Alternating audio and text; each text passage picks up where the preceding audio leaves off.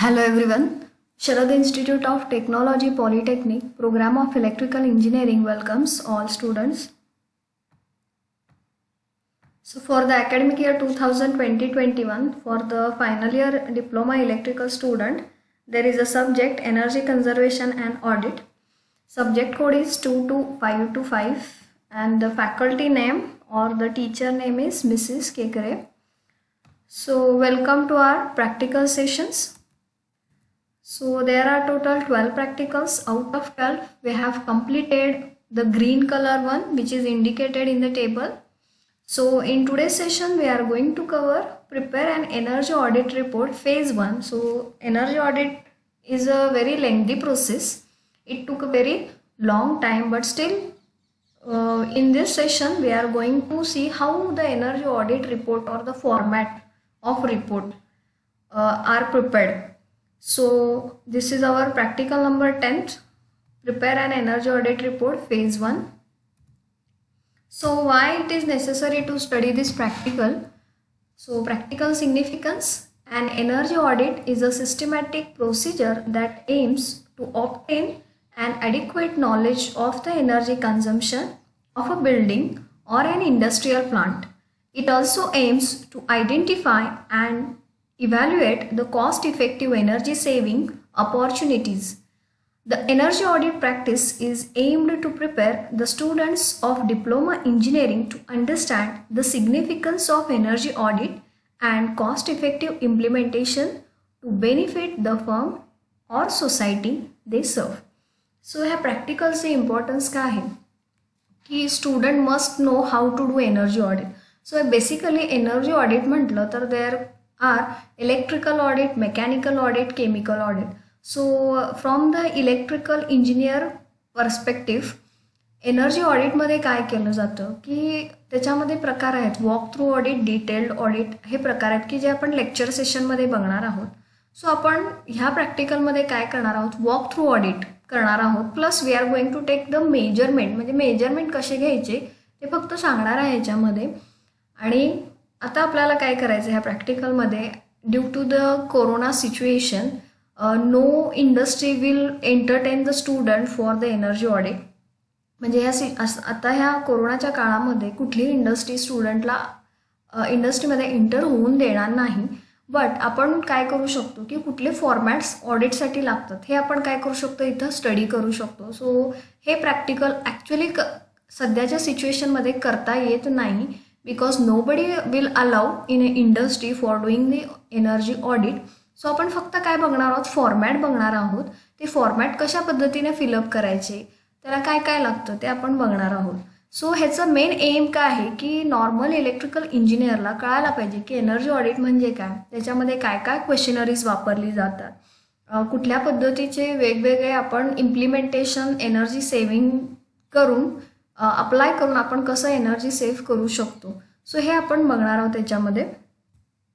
So practical outcome काय, prepare an energy audit report phase 1, scheduling an energy audit, collection of primary data and preliminary interpretation of energy data by walk-through audit.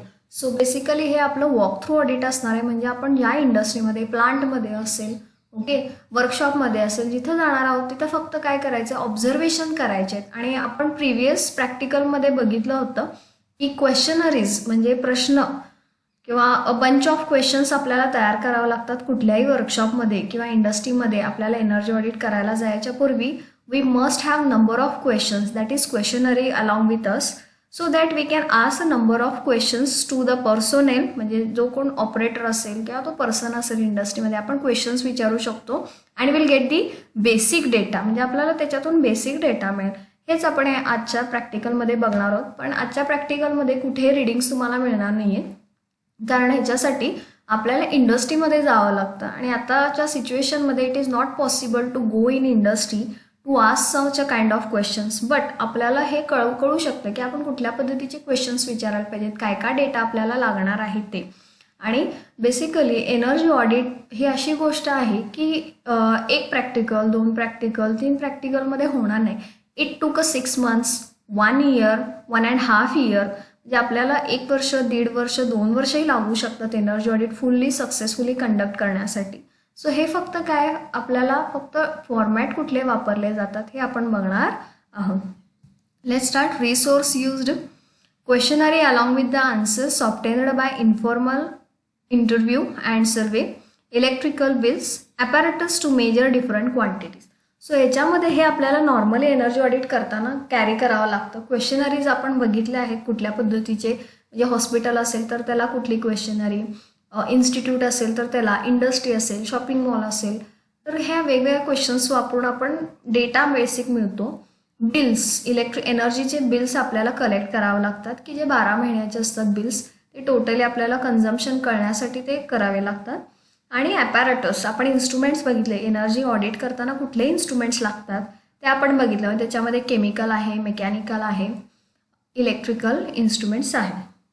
Okay. So precautions to be followed during inspection. Apart from the visual inspection, check the condition of the electrical installation, opportunity for use of natural light. Follow the safety measures throughout the visit. Load is segregated based on the end use such as the lighting and fan load, air conditioning load, water pumping, computer and printers, any other load which uses electricity. The accurate temperature measurement is very vital in refrigeration and air conditioning. All instruments, including gauge and thermometer, shall be calibrated over the range of test reading for the measurement of all parameters. So precautions आपल्याला काय घ्यायचे आहेत की inspection करायचं आहे आपल्याला, plus जे काय लाइटिंग सिस्टीम आहे त्याचं इन्स्टॉलेशन कसं आहे, म्हणजे जुन्या पद्धतीचं आहे, नवीन आहे, ते बघायला पाहिजे. आणि आपल्याला इन्स्पेक्शन करत असताना कुठे अपॉर्च्युनिटी सापडते का की जिथे आपण नॅचरल लाईटचा वापर करू शकतो, म्हणजे during a day it is easy to use natural light than the artificial light, म्हणजे तिथं सुद्धा एनर्जी सेव्ह होते. किंवा सूर्याचा जो प्रकाश आहे तो आपण बिल्डिंगमध्ये कसा घेऊ शकतो आतमध्ये, means providing Windows, transparent roof sheets, तर अशा ऑपॉर्च्युनिटीज आपण शोधायला पाहिजेत. सेकंड, जे काय विजिट करत असताना आपल्याला safety means helmet, gloves, rubber boots, हे सगळे आपल्याला म्हणजे precautions we have to carry. Next, load आपल्याला काय करायचं आहे, म्हणजे त्या कंपनीमध्ये किंवा इंडस्ट्रीमध्ये लोड सेग्रिगेटेड करून घ्यायचं आहे. म्हणजे काय, लाइटिंग लोड कुठला आहे, फॅन लोड कुठं आहे, AC चा load, water pumping, computer printers किंवा हे सगळे जे आहेत ते लोड आपल्याला सॉर्ट आउट करून घ्यायचे आहेत. आणि टेम्परेचर मेजरमेंट जे आहे ते आपल्याला ॲक्युरेट घ्यायचं आहे in case of refrigeration and AC, कारण रेफ्रिजरेशन आणि ACचं जे काय आपण कन्झर्वेशन करणार आहोत त्याच्यात temperature is a very important factor. आणि नेक्स्ट, सगळे जे आपण मेजर करणार आहोत पॅरामीटर्स, राईट, तर ते मेजर करत असताना आपल्याला जे काही इन्स्ट्रुमेंट्स आहेत ते कॅलिब्रेटेड पाहिजेत according to the standards while measuring the parameters. So हे प्रिकॉशन्स आहेत.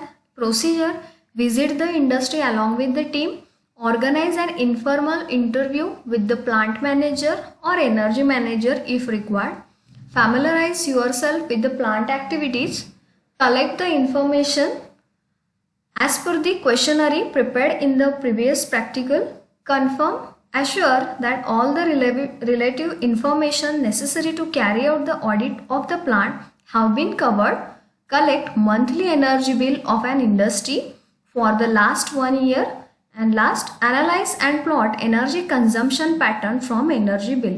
So all these are the procedure points which we have to carry when we have to do the energy audit. But in today's situation we cannot do all these things. Only we are going to see number of formats which are required while carrying the energy audit, or simply we can do energy audit for our home also. Okay, so let's start. What are the basic information that we have to collect during the energy audit? So observation and calculations. So here first we have to collect a basic data, that is general information about the industry or the plant or the institute where we are going to do the energy audit. So basically first will be name of industry, workshop or institution where we are going to conduct the energy audit. म्हणजे आपण जिथं energy audit करणार आहोत त्या ठिकाणचं आपल्याला नाव पाहिजे. Next, name of the contact person, means to whom we are going to ask a number of questions or a bunch of questions. That person name should be written over here. Next, a designation of that contact person, its mobile number, address of a company, telephone number of a company, fax number, email ID, and the next is preparation of data sheets. Okay, so up till 8th we have to write all the basic data of an industry. Then next, now let's start. First we have to collect electricity bill of a company.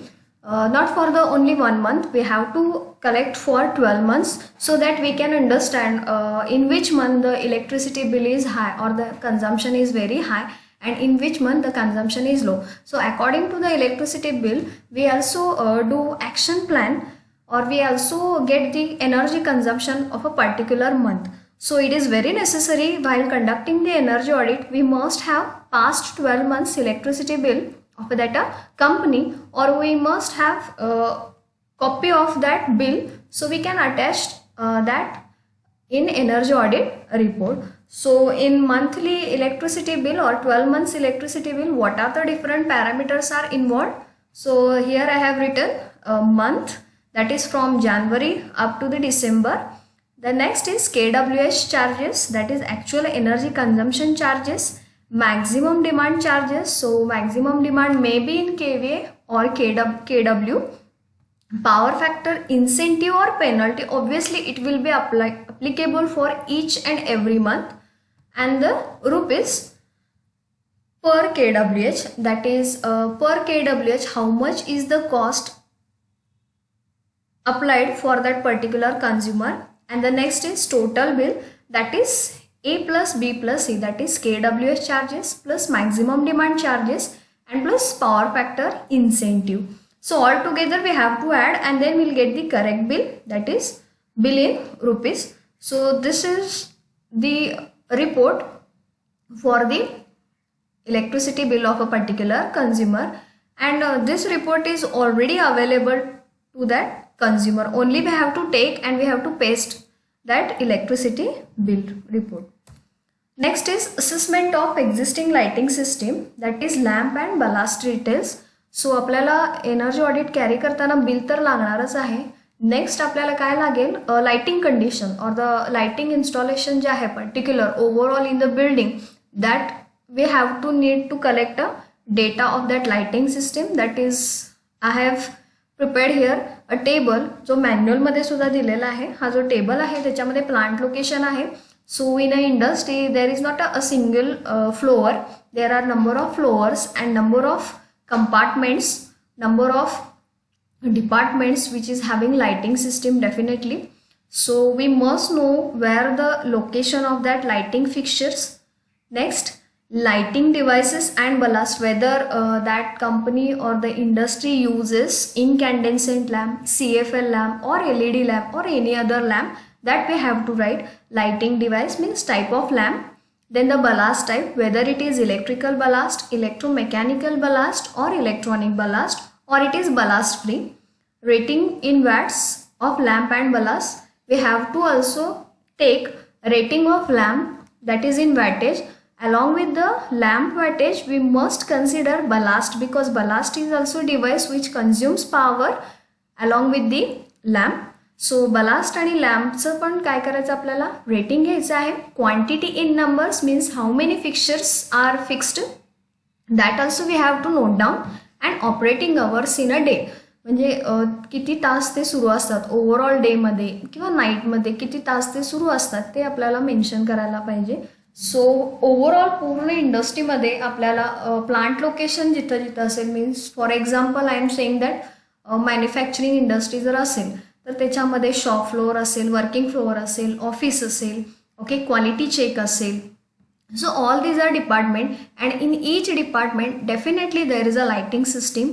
So we have to write the plant location, type of lighting device, ballast type, their wattage, quantity means how many number of tubes, lamps are there, and operating hours.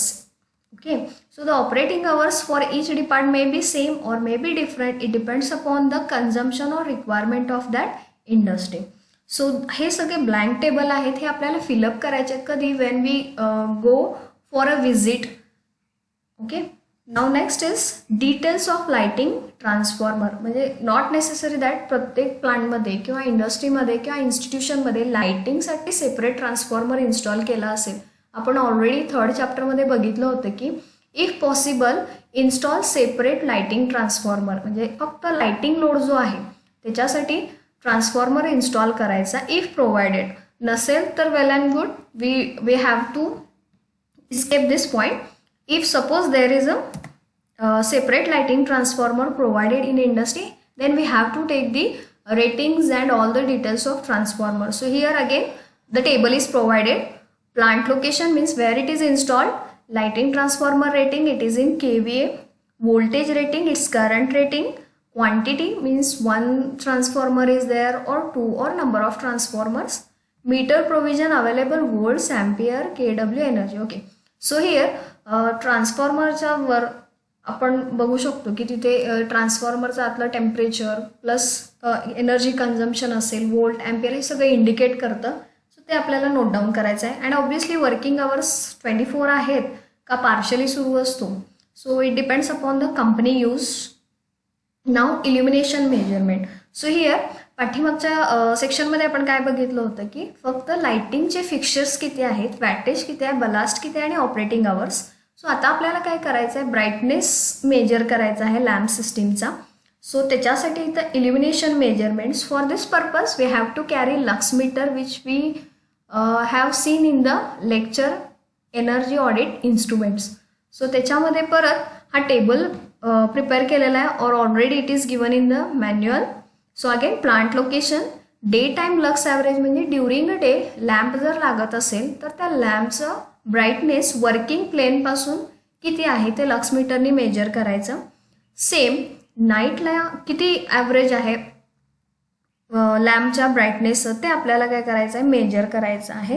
आणि obviously when doing all this things we must switch on the lamps. म्हणजे हे सगळं करत असताना light हे obviously काय पाहिजेत, on पाहिजेत. Then will measure the illumination. So day टाईमला सुद्धा इल्युमिनेशन मेजर करायचं आहे, नाईट टाईमला, आणि ह्याच्यासाठी लक्स मीटर वापरायचं आहे. Next recommended illumination level as per the IS. So as per the standard आपल्याला किती इल्युमिनेशन लागणार आहे. म्हणजे फॉर एक्झाम्पल कॉरिडोअरमध्ये असतं ते 50 लक्स 100 लक्स एवढं सफिशियंट असतं. किचनमध्ये आहे ते 200 lux sufficient. So these are the standards laid down by the Indian standard rule.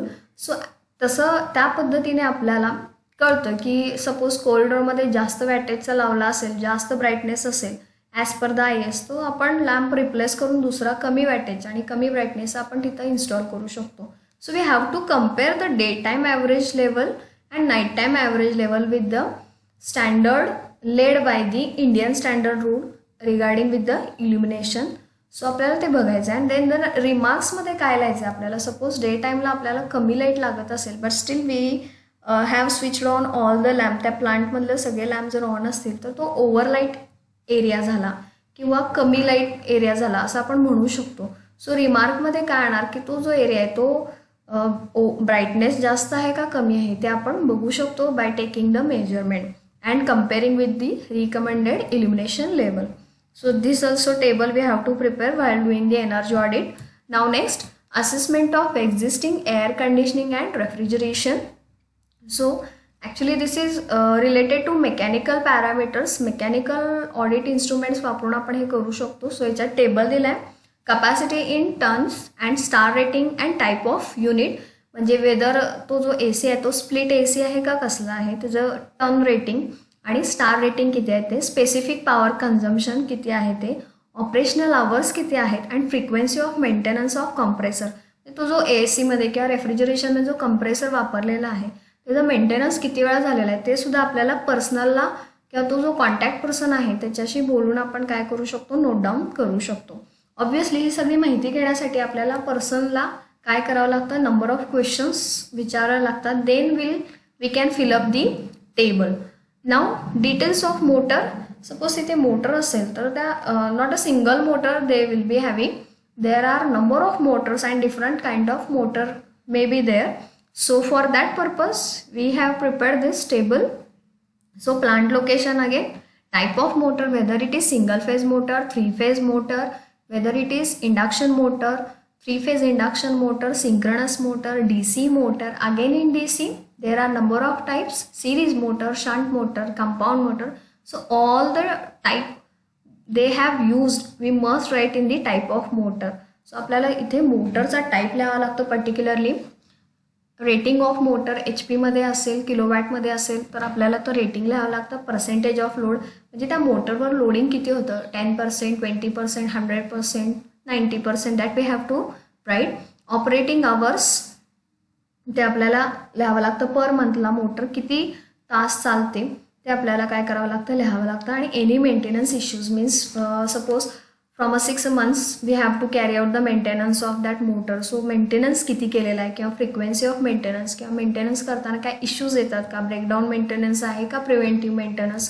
So all such a points we have to ask that personal and then we have to write the data in the table. So हे सगळं आपल्याला काय करावं लागतं, विचारावं लागतं. So all these are the formats.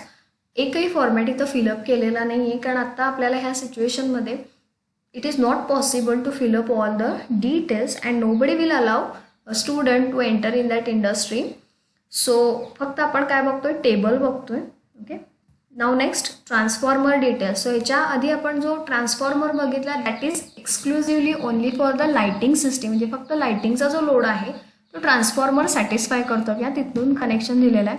But in this a particular transformer details म्हणजे जो पूर्ण फॅक्टरीसाठी असेल किंवा इंडस्ट्रीसाठी असेल तर तो ट्रान्सफॉर्मर इथं वापरलेला आहे आणि त्याचे डिटेल्स आपल्याला काय करायचे आहेत, फिलअप करायचे आहेत. So the nameplate details, transformer rating दिलेलं असतं KVA मध्ये. ट्रान्सफॉर्मर म्हणजे who is the manufacturer of that transformer. Transformer serial number. So that serial number is given by the manufacturer. Transformer voltage rating HV and LV, high voltage and low voltage, it is also mentioned on the nameplate. Transformer taps म्हणजे तो tap changer आहे का. Okay, so टॅपिंग्स कसे provide केले ते सुद्धा आपल्याला काय करायचं आहे, लिहायचं आहे. Transformer current rating, high current, low current, ते पर्सेंटेज ऑफ व्होल्टेज इम्पिडन्स ते सुद्धा दिलेलं असतं. इयर ऑफ मॅन्युफॅक्चरिंग म्हणजे कधी तो ट्रान्सफॉर्मर तयार केलेला आहे तर ते सुद्धा आपल्याला इथं नोट डाऊन करावं लागतं. So all these are the transformer details. Result. So तर रिझल्टमध्ये आपल्याला काय लिहायला पाहिजे की आपण फक्त काय बघितले, टेबल्स बघितलेले आहेत. सो रिझल्टमध्ये आपल्याला थोडंफार कळतं की ओके इल्युमिनेशन जिथं आहे. सो पर्टिक्युलरली आपण काय करू शकतो, हा पहिला आपला रिपोर्ट आहे किंवा फेज 1 रिपोर्ट आहे. सो याच्यामध्ये बेसिक माहिती आपण कलेक्ट केलेली आहे. इल्युमिनेशन आपण मेजर केलेलं आहे. सो इल्युमिनेशन मेजर केल्यानंतर आपल्याला कळतं की कुठल्या एरियामध्ये लाईटची रिक्वायरमेंट जास्त आहे ब्राईटनेस आणि कुठल्या एरियामध्ये ब्राईटनेस कमी आहे. So from that illumination level we can understand that whether we have to install more artificial lamps or we have to use natural light during a day. So हे आपल्याला काय कळतं, इल्युमिनेशन रिलेटेड आपण हे सांगू शकतो.